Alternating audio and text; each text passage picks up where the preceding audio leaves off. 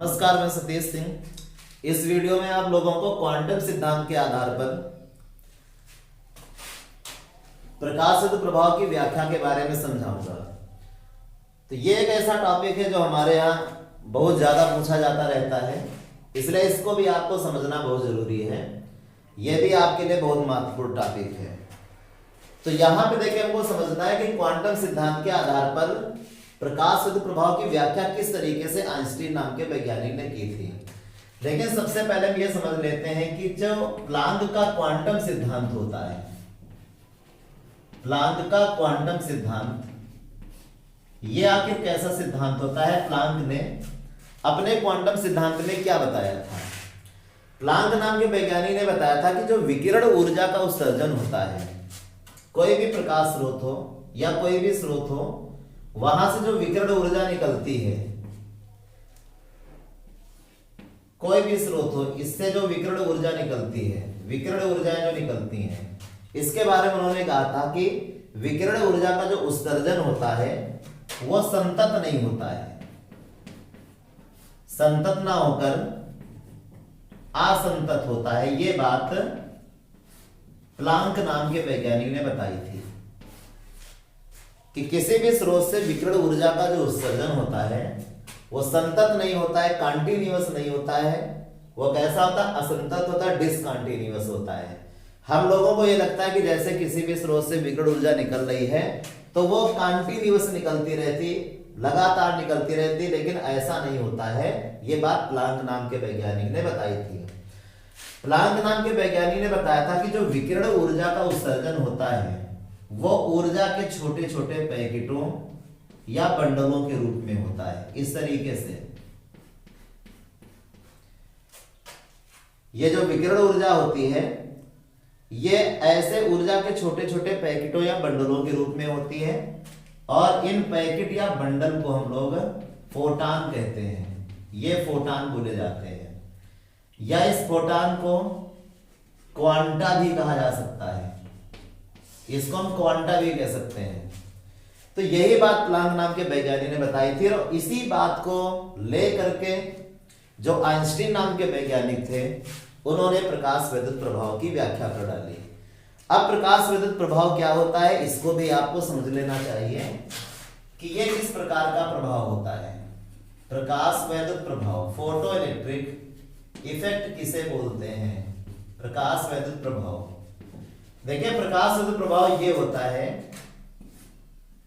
कि अगर किसी धातु की सतह पर हम उपयुक्त ऊर्जा का प्रकाश आपतित करा दें, उपयुक्त ऊर्जा का प्रकाश धातु की सतह पर आपतित करा दें अगर, तो इस धातु के भीतर जो मुक्त इलेक्ट्रॉन होते हैं इस ऊर्जा को पा करके वो बाहर निकल आते हैं, वो उत्सर्जित हो जाते हैं, वो बाहर निकल आते हैं। और अगर हम ऊर्जा नहीं गिराएंगे तब वो नहीं निकलेंगे।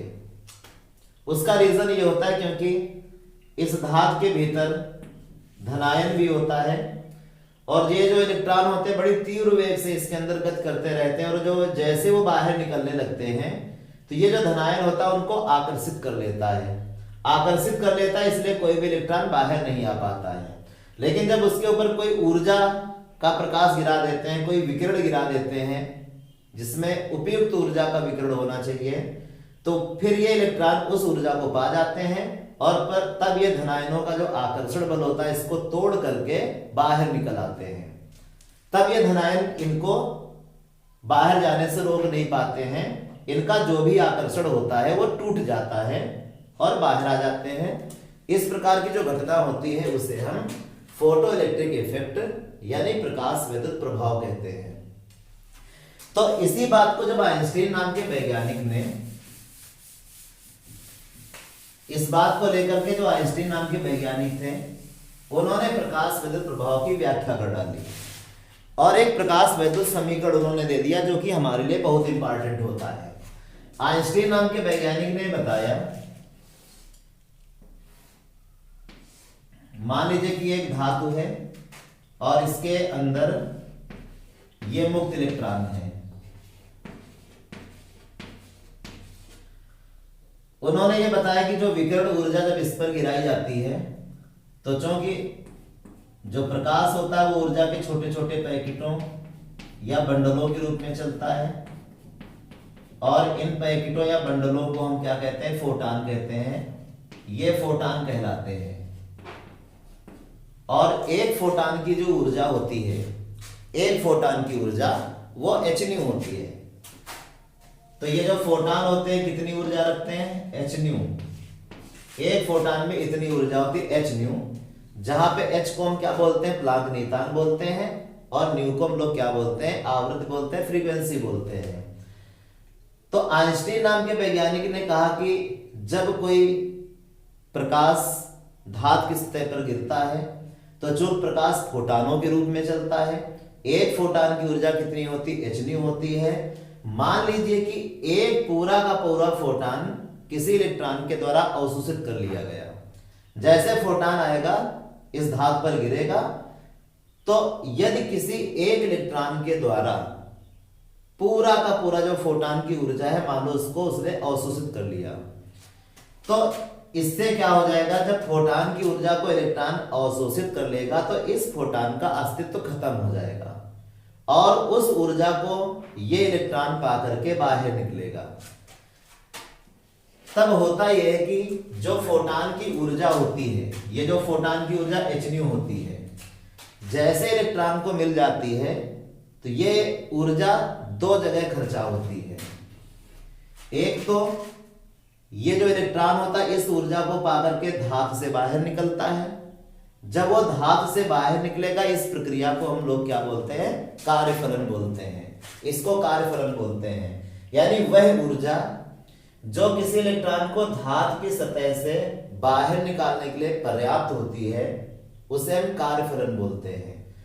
तो कुछ ऊर्जा कहां खर्चा हो जाती है, कार्यफलन में। h न्यू ऊर्जा का कुछ भाग कार्यफलन में खर्चा हो गया, यानी उस इलेक्ट्रॉन को धातु से बाहर निकालने में। और जो h न्यू ऊर्जा का थोड़ा सा भाग बचता है, वो इस इलेक्ट्रॉन को, जब ये इलेक्ट्रॉन बाहर निकलेगा तो इसमें चूंकि गति होगी, इसमें गतिज ऊर्जा होगी, तो कुछ हिस्सा उसको गतिज ऊर्जा के रूप में मिल जाता है। तो हमें यहां पे यह देखना है कि जो h न्यू ऊर्जा है वो दो जगह खर्चा हुई। h न्यू ऊर्जा का थोड़ा सा भाग इसको बाहर निकालने में, जिसको हम कार्यफलन W बोलेंगे, और इस h न्यू ऊर्जा का थोड़ा सा भाग इसको गतिज ऊर्जा के रूप में मिलता है। गतिज ऊर्जा को हम लोग क्या बोलते हैं, काइनेटिक एनर्जी बोलते हैं, जिसको यहाँ पे E से लिखेंगे, काइनेटिक एनर्जी। W क्या है, W को हम कार्यफलन बोलते हैं। और ऐसा मान ले कि यदि इस धातु की जो देहली आवृत्ति है वो न्यू नॉट हो, यदि धातु की देहली आवृत्ति थ्रेशोल्ड फ्रीक्वेंसी न्यू नॉट हो, तो कार्यफलन वर्क फंक्शन की जब वैल्यू हम यहां पे निकालेंगे कार्यफलन की, तो W इक्वल टू कितना आ जाएगा, h न्यू नॉट। तो W के प्लेस पर हम यहाँ पे h न्यू नॉट को रख लेते हैं, और h nu equal to h nu naught, और प्लस में हमें मिल जाएगा EK। अब यहां से हम EK की वैल्यू को निकालते हैं, तो h न्यू नॉट को h न्यू के पास लेकर आएंगे, तो ऐसे में कितना बच जाएगा, EK इक्वल टू, ये जब इसके पास आएगा तो ये इसमें घट जाएगा आके h न्यू और माइनस में h न्यू नॉट। तो यहां से हम h को कॉमन कर लेते हैं, तो EK इक्वल टू, जब h कॉमन हो जाएगा तो न्यू माइनस में न्यू नॉट। आप यहां पे अंतर को समझते रहिए। न्यू क्या है, जो फोटान आपतित होता है, जो प्रकाश आपतित होता है, ये उसकी ऊर्जा है। न्यू नॉट क्या है, ये धातु की देहली आवृत्ति होती है। धातु की देहली आवृत्ति का मतलब ये होता है कि यदि आपतित प्रकाश की आवृत्ति धातु की देहली आवृत्ति से कम है तो कोई भी प्रकाश इलेक्ट्रॉन यहां से उत्सर्जित नहीं होगा। ये कंडीशन आपको याद रखनी, बहुत इंपॉर्टेंट कंडीशन है कि जो न्यू का मान है वो न्यू नॉट के बराबर या उससे ज्यादा होना चाहिए। ये वेरी मोस्ट इंपॉर्टेंट कंडीशन और ये बहुत बार एग्जाम में आता भी रहता है। आपको ऑप्शन में ये मिल जाएगा कि न्यू का जो मान होता है यानी आपतित प्रकाश की जो आवृत्ति है वो धातु की देहली आवृत्ति से थ्रेशोल्ड फ्रीक्वेंसी से या तो ज्यादा हो या तो उसके बराबर होनी चाहिए, तभी कोई इलेक्ट्रॉन धातु की सतह से बाहर निकल पाएगा, अन्यथा कोई भी इलेक्ट्रॉन धातु की सतह से बाहर नहीं निकल पाएगा और ऐसे में प्रकाश प्रभाव की घटना नहीं घटित होगी। तो ये न्यू और न्यू नॉट होते हैं। लेकिन देखिए माना कि जो इलेक्ट्रॉन बाहर निकलता है यदि इसका अधिकतम वेग कितना हो, v मैक्सिमम हो, जब ये निकलेगा तो गति के साथ निकलेगा, उसका वेग होगा। यही हम यहां पे मानेंगे कि यदि उत्सर्जित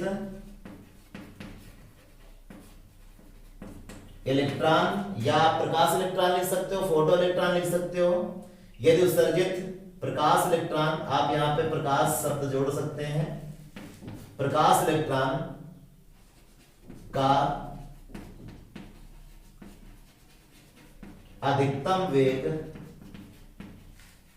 v मैक्सिमम हो तो ये जो ek का मान होगा वो half m v maximum square हो जाएगा। आप गतिज ऊर्जा का फार्मूला के बराबर हाफ m v स्क्वायर बहुत पहले से पढ़ते चले जा रहे हैं, तो वही फार्मूला यहां पे लग जाएगा, ek equal to half m v maximum square हो जाएगा। तो ये जो ek का मान है इस मान को हम यहां पे रख लेते हैं इस जगह। तो ऐसे में क्या आ जाएगा, जैसे हम इस ek की जगह half m v maximum square यहां पे रखेंगे तो half m v maximum square equal to ये कितना आ जाएगा h न्यू माइनस में न्यू नॉट।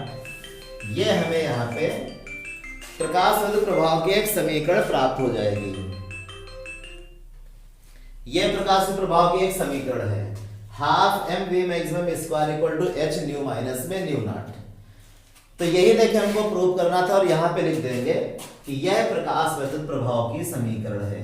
यह आइंस्टीन का प्रकाश वैद्युत समीकरण है, ऐसा यहां पे लिखा जा सकता है। यह आइंस्टीन की प्रकाश वैद्युत समीकरण है, इसको आप यहां पे लास्ट में लिख देंगे। तो ये वेरी मोस्ट इंपॉर्टेंट है आपके लिए कि half m v maximum square equal to h nu minus में न्यू नॉट। तो इस तरीके से क्वांटम सिद्धांत के आधार पर आइंस्टीन नाम के वैज्ञानिक ने प्रकाश विद्युत प्रभाव की व्याख्या की थी और इनको इस काम के लिए नोबेल पुरस्कार भी मिला था। यह भी आप याद रखेंगे कि सन 1921 में आइंस्टीन नाम के वैज्ञानिक को ये जो प्लांक के क्वांटम सिद्धांत के आधार पर इन्होंने प्रकाश प्रभाव की व्याख्या की थी, ये बहुत इंपॉर्टेंट थी और इसके लिए इनको नोबेल पुरस्कार भी दिया गया था।